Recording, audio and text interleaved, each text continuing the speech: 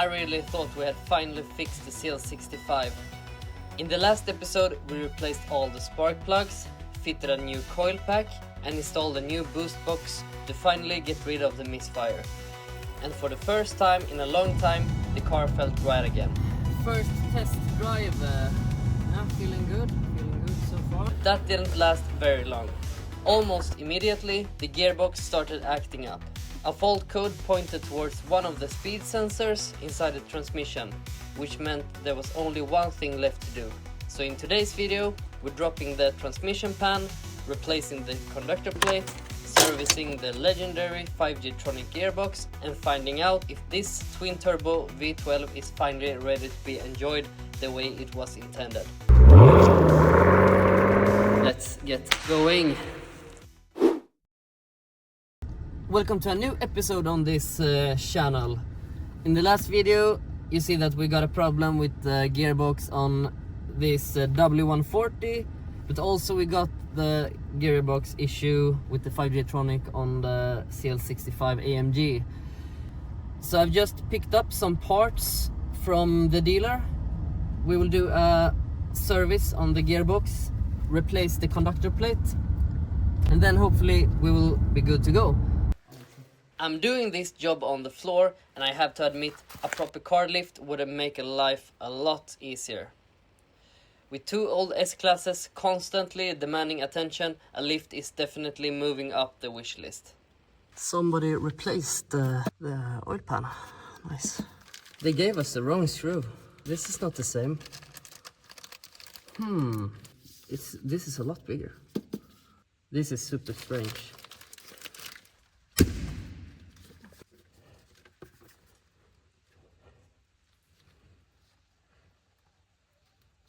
Looks really clean. Actually, I changed it 3 years ago, but I didn't know that they changed the pan, because the pan says 2023, so that must be the same time they did the service. Yeah, I hope we can reuse the old plug. Then in worst case we need to put it back, and then if it leaks then we will need to replace the plug only, but that will be a later issue.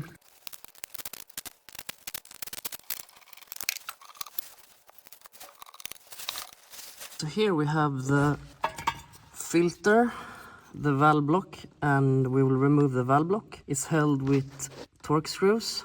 I think it's, I forgot now, I think it's like 10. And then we're gonna replace the conductor plate.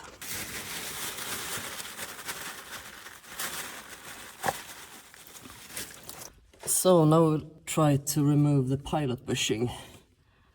There in the middle we have a 7mm screw.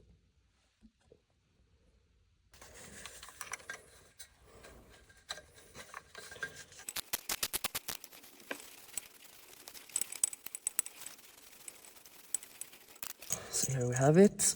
Now we'll remove the valve block.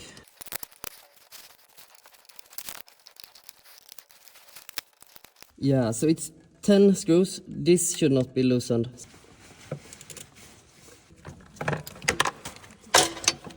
It wasn't that heavy. I think that's because I go to the gym.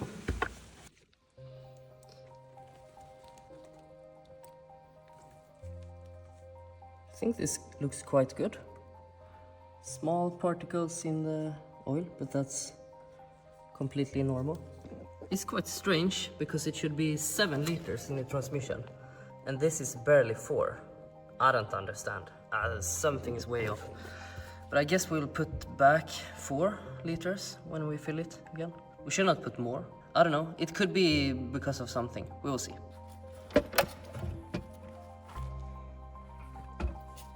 7, 8, 9. Right. Here it was. Yes.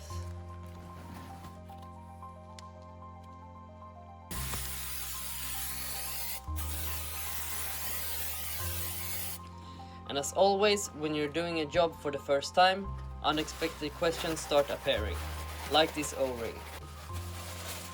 This O-ring came out, I don't know from where. Could it be from... It simply fell out when I lowered the valve body, and at that moment I had absolutely no idea where it came from. Thankfully, as you will see later in the video, we eventually figured it out.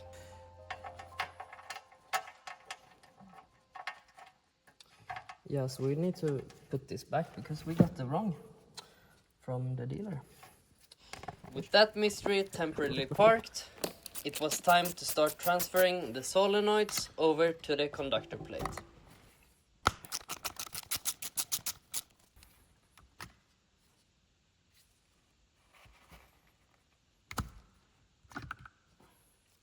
And I would assume it's not good if we mix them up.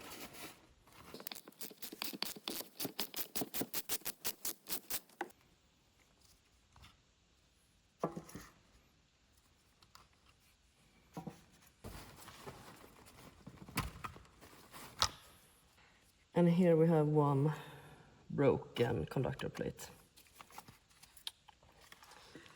And we'll just wipe it off with some electrical cleaner.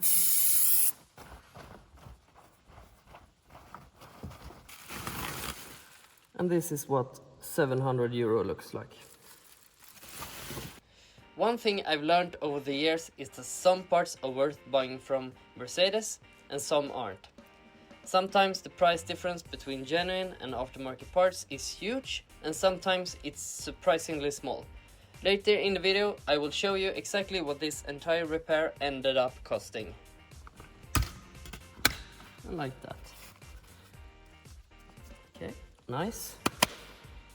Then we put these back together as they came out.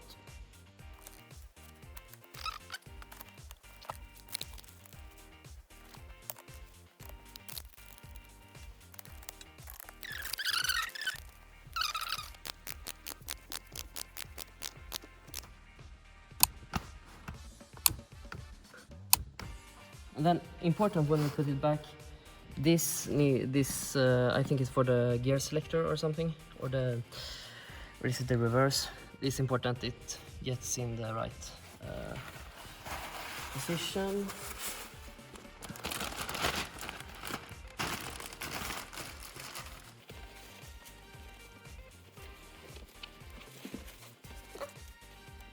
And the pilot bushing. Here is the O-ring that we just found in the oil pan, so it came from the pilot bushing. So there should be no other O-rings than this one if you find any one, so that's good, we found that. With the new conductor plate installed, it was time to put everything back together. There were 3 parts of the job I was expecting to be difficult. First, holding the valve body in place while starting the bolts. Second, making sure the selector linkage engaged correctly. And here we make sure that the pin here goes in correctly, the yellow pin or the yellow lever. Okay, 8 Newton meters. And third, installing the pilot bushing. The good news is that none of them turned out to be as bad as I expected. The pilot bushing is particularly important. If it doesn't slide in relatively easily, something isn't aligned correctly. Don't force it, and once it's seated properly, secure it using the 7mm locking screw. The screw isn't designed to pull the bushing into place, so forcing it can damage the threads in the conductor plate, and we don't want to do that. And a new filter, OEM of course. So new filter in, pilot bushing installed, and we're gonna put the pan back. And honestly, if you have access to a proper lift, this is a fairly straightforward job. But for me, as you will see, it wasn't. It's time to fill up the transmission. We got 4.5 liters out, so we will put in the same amount. It's quite strange, I don't have actually the explanation for why it didn't come out more. It should be around 6.5 liters or something in the transmission, but I guess some amount is still left in the torque converter and all the lines and everything. We'll go for the Mercedes transmission fluid. 236.14 is the latest version. It's what the dealer recommended for this transmission.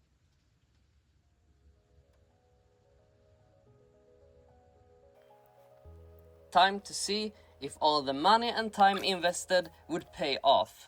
Time for the first start. So But before, let's take a look at what everything cost. The conductor plate alone came in at almost 700 euros, making it by far the most expensive part of the entire service. Everything else was surprisingly affordable, considering the complexity of the gearbox. Using genuine Mercedes parts, this repair ended up costing just over 1,000 euros. Actually, I'm quite nervous now, again, because, like I said before, we have had problems with the ABC pump, fixed it. Then we got issues with the coil pack and transformers, we fixed it. Then we got issues with the gearbox, and now we fixed it. So each time this car gives us a surprise, and I don't know, each time I feel a bit, no, I've said it before, a bit nervous. But why should we be nervous? It's a car, and we've treated it well.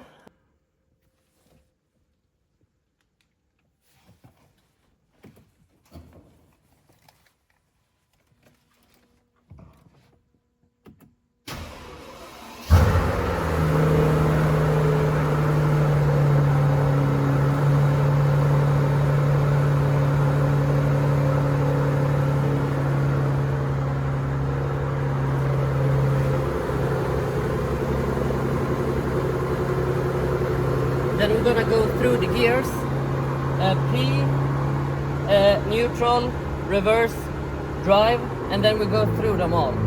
So just to feel the transmission.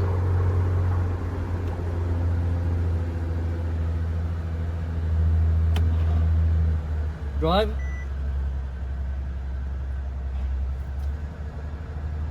4, 3. 1, 2, 3. 1, 2, 3.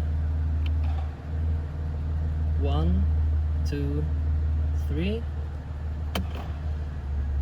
1, 2, 3.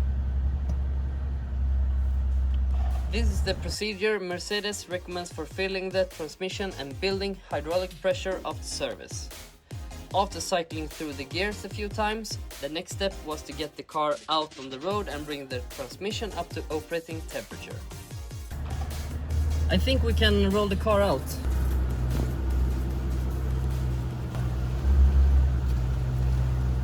When I shift, the shift feels so much smoother now, actually, than before. Like it was always a little clunk when you went from like reverse to drive. Park to drive. Now it's just silk smooth. It's quite nice.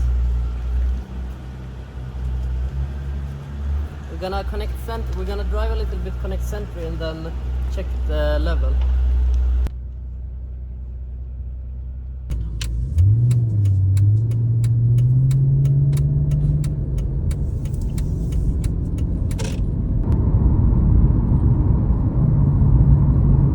Having a dipstick is actually one of the reasons I prefer the old 5G-tronic over many modern gearboxes.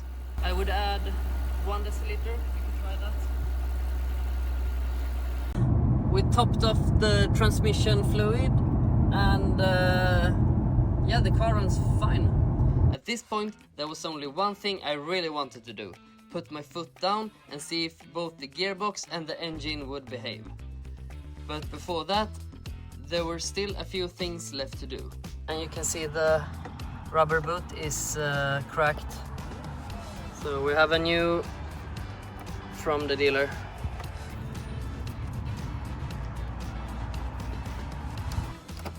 It's in. The funniest thing is that here is a little recess in the rubber, and that looks like a crack. So probably it was no problem with the old one. But this looks a lot nicer, yeah, I think I mistaked it for being a crack, but it's not a crack. So this is probably one of the most important components on this engine, because if you have a leak here, then you will lose a lot of boost pressure. So I'm gonna put some fresh 98 octane. and then we're gonna take the car for a little bit longer drive.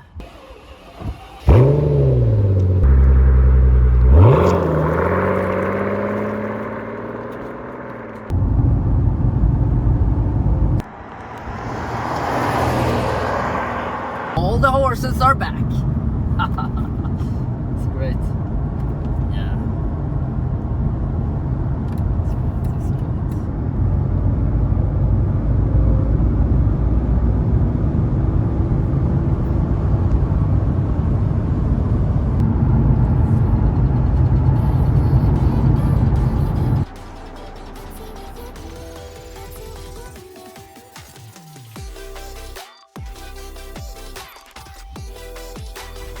It feels so great to have it outside in the sun again.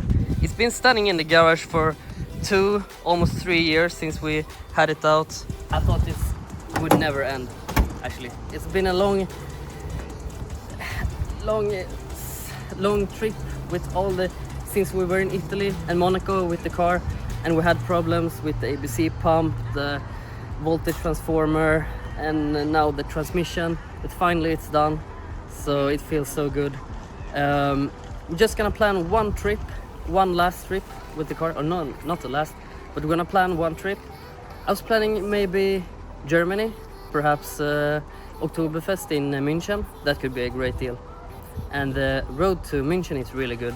Let me know what you think, if we should go to Deutschland, München, Oktoberfest, or somewhere else. Some final words. Feels super great that the car is working again. We did some repairs to the car, as you may know. The repairs were successful. As you can see, the work that we did with the conductor plate, it was not that difficult. If we would have had a car lift, then it would have been 3 out of 10 or something.